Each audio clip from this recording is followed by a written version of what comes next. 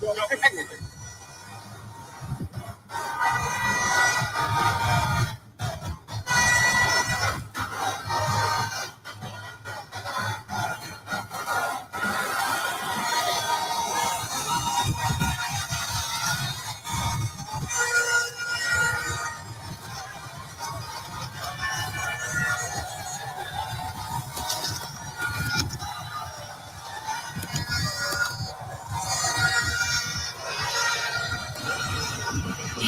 Your Excellencies, distinguished guests, ladies and gentlemen, this morning we have the Navy Regimental Band on parade. It's under the command of Sub-Lieutenant Doris Iboni.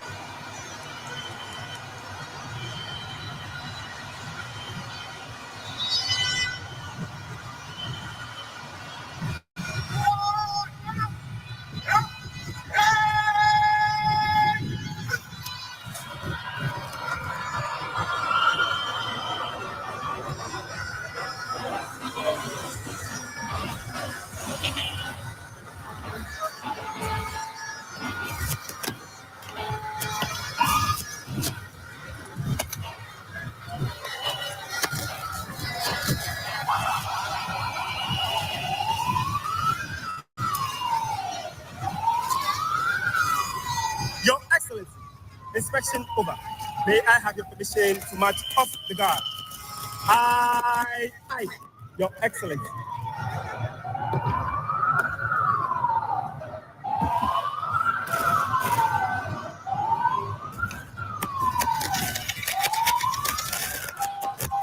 Distinguished invited guests, ladies and gentlemen, this marks the end of the inauguration of His Excellency John Dramani Mahama as the President of the Republic of Ghana and Commander-in-Chief of the Ghana Armed Forces, and the Vice President, Professor Jane Nana Opoku Ajiman. Distinguished invited guests, ladies and gentlemen, let's all remain seated as the President takes leave of us.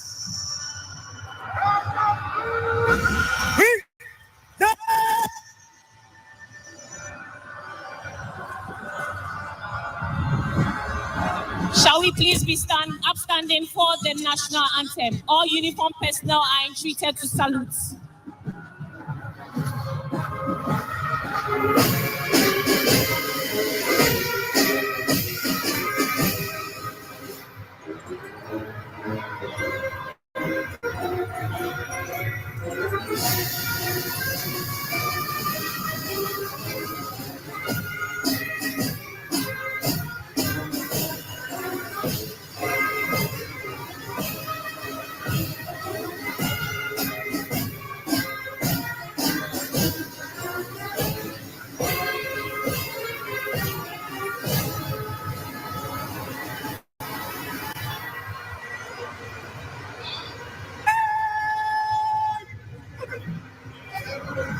Distinguished invited guests, ladies and gentlemen, let's all remain seated as the President takes leave of us. Please be seated.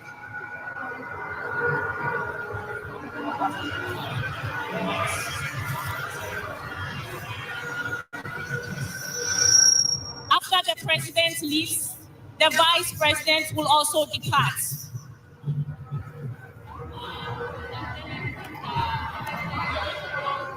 After the Vice President, followed by the Speaker of Parliament and the Chief Justice, her ladyship.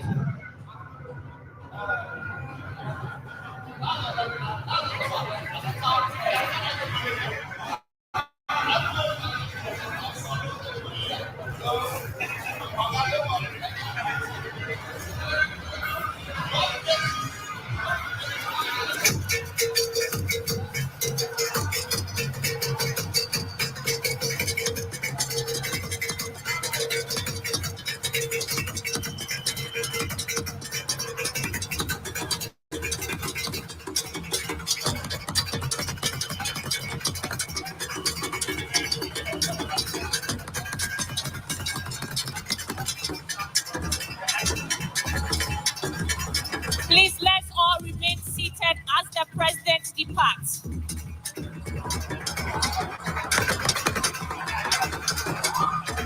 Other dignitaries will depart as protocol demands.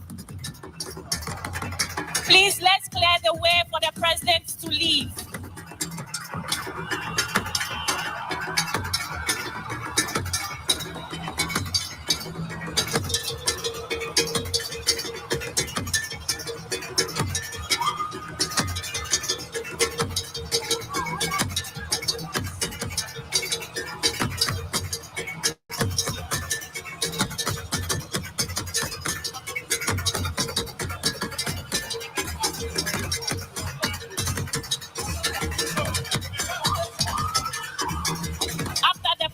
The Vice President will also leave,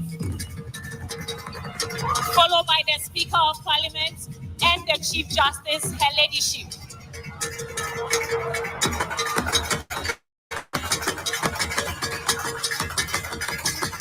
Your Excellencies, distinguished invited guests, our heads of state and dignitaries will depart in order as they came in.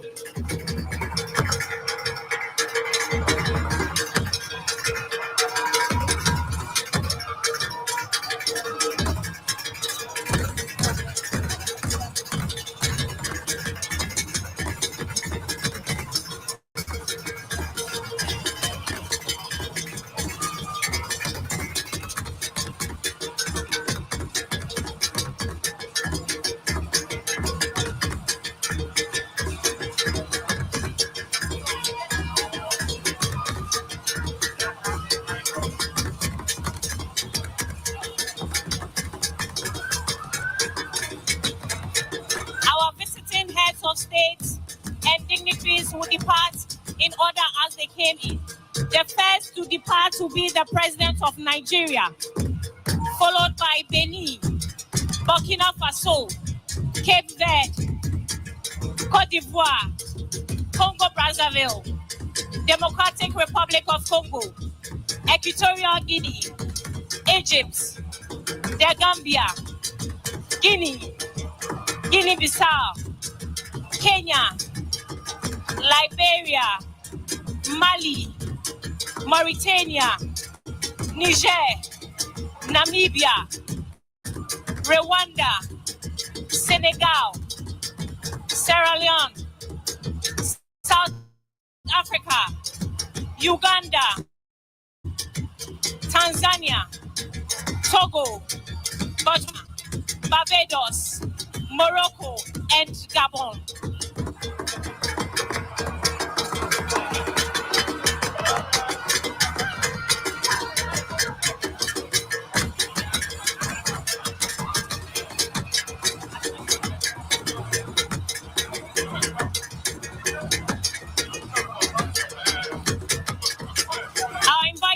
Of state and dignitaries will depart in this order: Nigeria, Benin, Burkina Faso, Cape Verde, Cote d'Ivoire, Congo-Brazzaville, Democratic Republic of Congo, Equatorial Guinea, Egypt, the Gambia, Guinea, Guinea-Bissau, Kenya, Liberia, Mali, Mauritania, Niger, Namibia, Rwanda, Senegal, Sierra Leone, South Africa, Uganda, Tanzania, Togo, Botswana, Barbados, Morocco, and Gabon.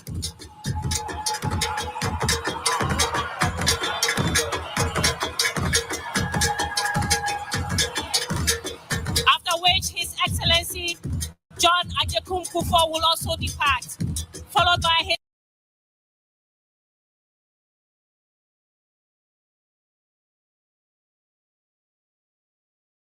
His Excellency Nana Addo Dankwa Akufo-Addo and Her Excellent ceremony for today's program. Thank you.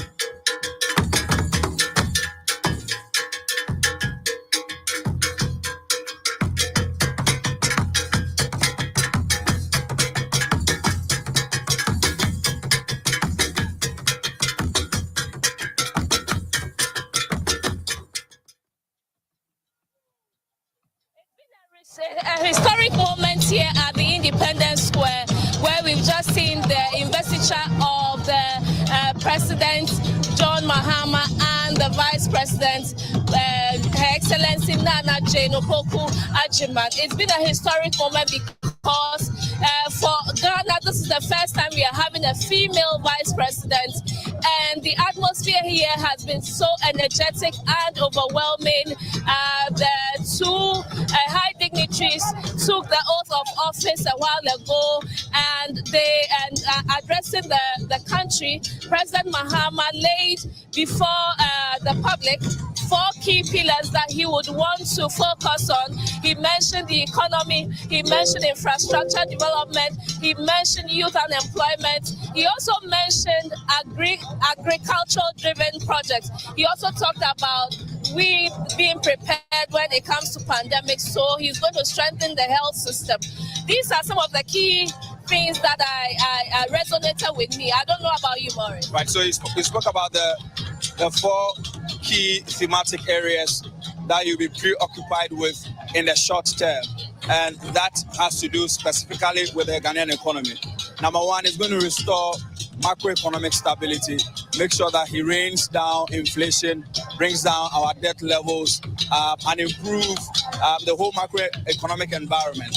Number two, he will be beginning a process to open Ghana up for business again. According to him, a lot of businesses have left Ghana because of the kind of fiscal environment that they found in the last 4 years. So what he's going to do, which is number two, is to make sure that he opens Ghana up for business again. And so he's saying Ghana is ready to work again. Number three, the president wants to ensure accountability and openness. That's where he'll be dealing with corruption, and also making sure that he puts in place the necessary structures to ensure that even the appointees that he's dealing with now do not find themselves engaging in corrupt practices. And if any of them happen to do so, the structures will be able to identify them and, met out the necessary punishment. He's been talking about the 24-hour economy, and he's inviting the private sector, he's inviting the international business community to buy into this idea of a 24-hour economy where for 24 hours, Ghana is not going to sleep. Businesses are not going to sleep. The key public sector service providers, like the DVLA, like the passport service, the passport office, the 24-hour economy, these organizations are going to be working around the clock to ensure that the ease of doing business improves, and the turnaround time of doing business actually is shortened to improve the business environment. His Excellency has also been talking about the fact that he's going to reset Ghana. I mean, certainly you would expect that resetting Ghana appears in his speech, that he will reset Ghana. He's inviting Ghanaians to have a change in attitude, to come and make sure that we have a mother Ghana that we'll all be proud of, certainly. So His Excellency the President also talked about inclusiveness. He talked about focusing on innovation. He also said he would be transparent. I mean, he would be accountable for his actions and the actions of the members of his government. I mean, these are some of the things that we are looking out for to address corruption, to address the fact that many people feel left out when it comes to governance, persons with disability and all that. But he has said that his government is going to focus on inclusivity, is going to focus on accountability and innovation. He has also reassured the millions of people who voted for him that he is going to turn those votes into a profitable venture, a venture that will serve them well, and that he is not going to disappoint them, even though he admits that the task ahead is a tall order. He started his speech by painting the global economy, how COVID-19, how climate change has affected the global economy. And so it is not the economy that we used to have some decade ago. A lot of things have changed, which he admits. He also admits how COVID-19 affected the Ghanaian economy. And so he is calling on all and sundry to come on board to make sure that the process of restoring macroeconomic stability is a collective one. He's also been advising us to embrace brotherliness, especially in the ECOWAS sub-region. The fact that, I mean, we have persons in Burkina Faso who are Kusasis, we have persons in Ivory Coast who are Kans, we have persons in Togo who are Evers, we have persons in Nigeria who have some connections with the Ga community here in Ghana. And so he says that we are a one body. I mean, immediately after he won the elections, you realize that he's been dashing to his ECOWAS neighbors and making sure that he kickstarts that whole process of having a mutually beneficial relationship with these neighbors which are close to us. So you see that almost all of them in the sub-region came for his investiture. The keynote speaker and the Nigerian president, Tinubu. I'm being told that this inauguration has been widely patronized by more African countries or more dignitaries from the world and African countries especially. It has never been seen before. What has that got to say with our bilateral relations with our foreign neighbors? For me, I think it is to be expected. I mean, this is his first step, so to speak. The international community has been keeping their eye on Ghana. They know the economic challenges that we're going through. So with the coming on board of a new president, certainly they would like to beginning to have a new conversation to see what they can do to help transform this particular economy. The World Bank country director for Central and Eastern Africa is here in Ghana. He's attending this particular investiture. After this program, he's going to be having conversations with His Excellency John Dramani Mahama and see how the World Bank is able to scale up investments, especially in infrastructure, in health, and innovation. Don't also forget that the president has signaled that it's going to be the negotiation of the IMF program. So the international community, our donor partners, our neighbors from East Africa, from South Africa, all of them are beginning to want to know exactly what we will do moving forward. And don't forget that His Excellency the President, because he's been in power before, he has connections with some of these key personalities, and so bringing them on board at this particular event should be seamless. Let's speak to one dignitary who witnessed the investiture of the president. Yes. You are live on GBC News. Really? What stood out for you when it comes to President Mahama's address to the nation? What stood out for you? Well, I think it was a wonderful speech. I've had reactions from even outside the country. That was a great speech. And, the challenges that President Mahama and this government, our government, faces, it's real. I mean, it's a very tough economy. The political situation is also tense. But he's performed before, That's really why we all believe that he can deliver. Because the country needs some healing. It's been a tough period. People have gone through some really rough times, and the expectations are high. But I think that short of asking people to lower their expectation, government as government will also have to meet them halfway. I think that the 120-day social contract, for instance, is really exciting, and with a bit of effort that should lower, the heat in the country. Do you think Ghanaians are going to be patient with President Mahama as he asks Ghanaians to lower their expectations as he tries to address their needs? Oh yeah, it's a question of education. The need is real, but at the same time, if we're able to explain to them the reality, they know the times, they know the state of the economy, but we need to explain what that means in real terms. They will sympathize with us. The problem with the economy, for instance, that in 2022, the economy literally collapsed, but nobody made a real effort to explain to us, where we were and what was happening, just that we were bombarded left and right. Okay. Thank you very much. I also have with me a citizen of Ghana who also came here to witness the investiture of the president and the vice president. Hello, sir, what's your name? Midindi Manuata, Mekachi. Okay, Katrina, I'm interested in you. Midindi Manuata, Sentia me baha, nyobi na dem baha. Botaya, and Yankopon mammy, Samin Famraha, Intina Mambaye. Now me cousin Yana say, Ghana.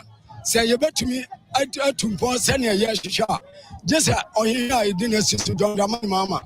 Or the no one the Bibia, I say him for no answer. Sir, Obabu ya him for what or my Ghana and Munina. Botaya Yankopon Kafano, a beba Bamba, me nobina dembaha. Yamono, Asma, the Asma, Miss Meka, Intian Bayan. The ministers and so or the Mubekan Wyatt man. I was up with Tayabia or the best in the news. A Juma Bio Bayan said, Kofodia no go, Kumasi no go, also Kosi Kumasi in so. Now, Ocha and Pennyfa, why he said, Nimasmani pass me, so may Mawa, not say any banan, Mamma's mom. To me, Kosi or Hen and Crawford. I'm a Jumadabia or Codino, or in for no, I'm a dear Beko Yabiano. Nipa nyara tumyam eno na bema na hini a odi no enyo bi na ebetu no e wa hini a odi se nyankopon ma ne emfie dumienu kra na obedi a obi tumi ntuno na de nyankopon ka fa ho ena beba botaetia me de ba. So he's trying to say that he would want to see the chieftaincy institution strengthened and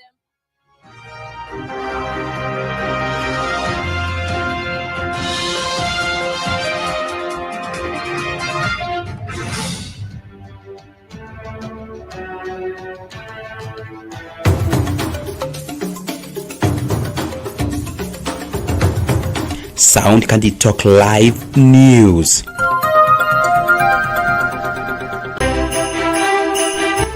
Mimi ni Willy Kibadi na kutakia Happy New Year.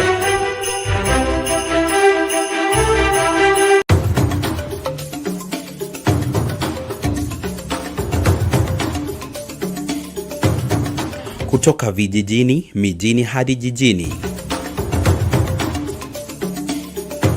Hii ni Sound Candy Talk Live.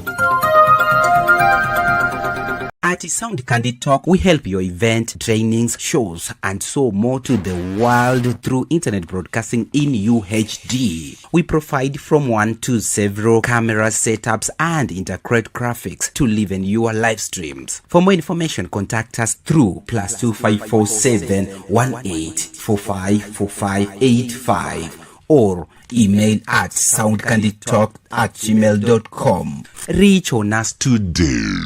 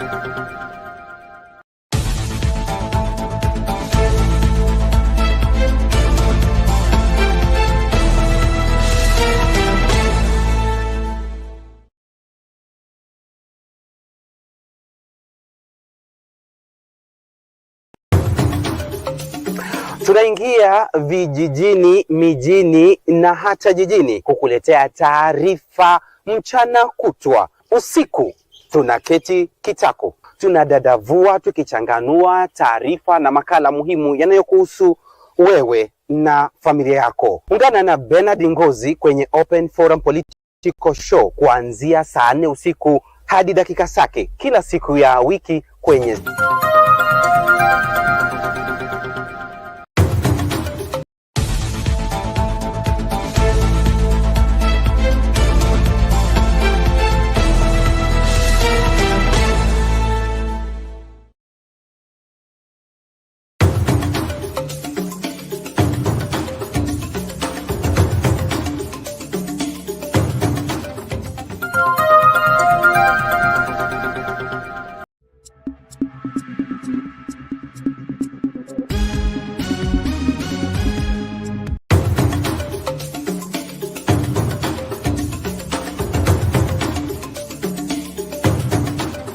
You are watching Sound Candy Talk live.